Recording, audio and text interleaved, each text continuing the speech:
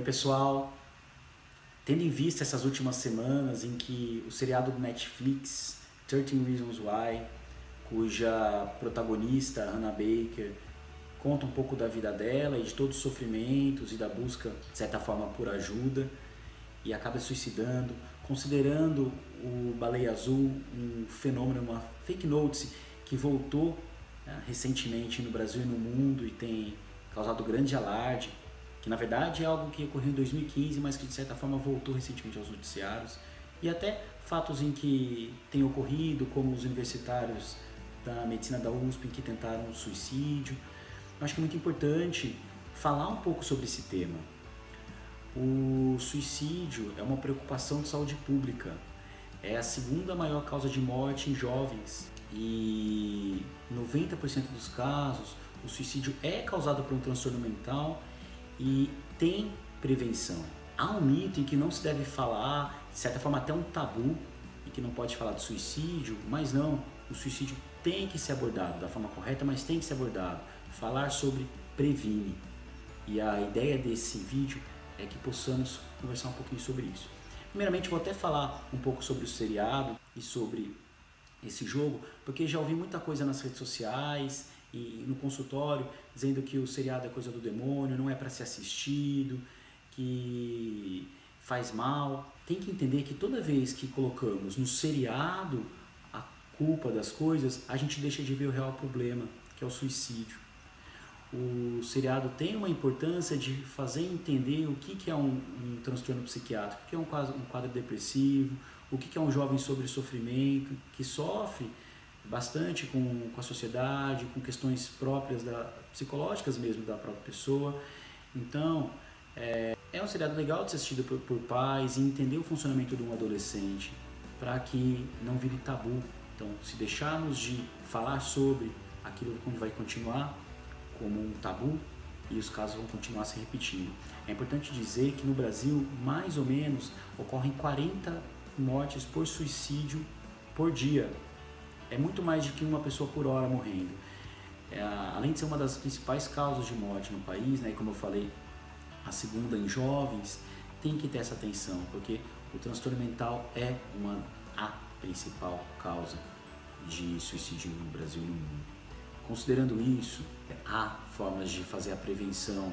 Então, se começar a ver que o filho tem tido episódios depressivos, falando que não serve para nada, que está se sentindo triste, se sentindo culpado, será que não é hora de abordar o filho? Será que não é hora de ver o quadro que essa adolescente passava no seriado e ao invés de deixar o filho falar o que ele está sentindo é frescura, que não é nada, que vai passar, não é hora de ouvir com cordialidade, ouvir com atenção e se preocupar um pouquinho mais sobre o conteúdo? Muitas pessoas dizem que romantizaram o suicídio no seriado, em que as pessoas só se mataram também porque ficaram jogando os jogos. Há sim aquelas pessoas que estão à beira do desespero e já não encontraram saída para nada e se sentem culpadas por trazer transtornos à sua família, preocupação, e essas, talvez, vendo o seriado, vendo o jogo, ele vai e cai do precipício, vamos dizer assim. Mas esses são alguns casos que estão já à beira, e qualquer estímulo já é o estímulo que pode levar ao suicídio. Mas a grande maioria não é assim.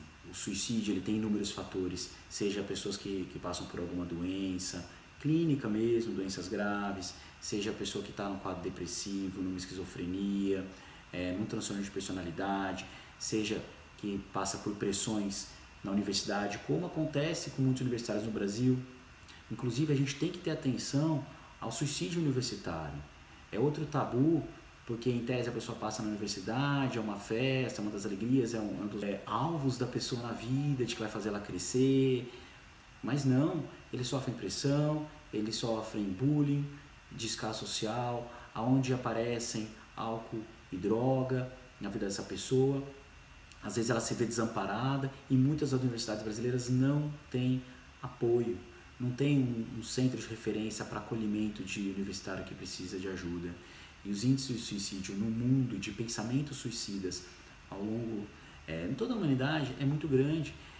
oscila entre 15% a 25% de já ter pensado uma vez em colocar fim à própria vida.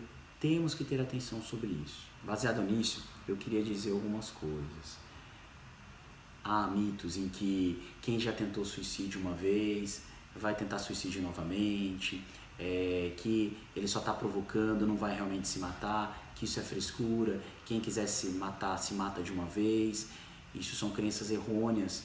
O principal fator de risco para o suicídio é já ter tentado o suicídio anteriormente.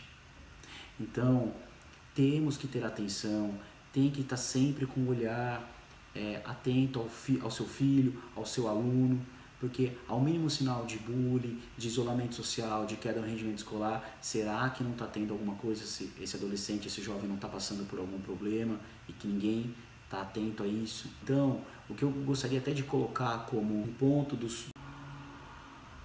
da baleia azul desse jogo é que, ao invés de a gente focar apenas nessas situações, vamos focar no suicídio, vamos falar sobre isso, vamos olhar com mais carinho o filho, o aluno, o amigo. Será que essas pessoas ao nosso redor estão tendo a nossa atenção, estão tendo cuidado e se sentindo acolhidas pela gente? Então, se você notar que algum filho, que algum amigo está com algum risco, procure o psiquiatra, procure ajuda psicológica, psicólogos, equipes de saúde mental. Se estiver na universidade, procure centro de acolhimento. Algumas universidades do Brasil têm, como na Unicamp, na USP, tem centros que acolhem universitários sobre sofrimento.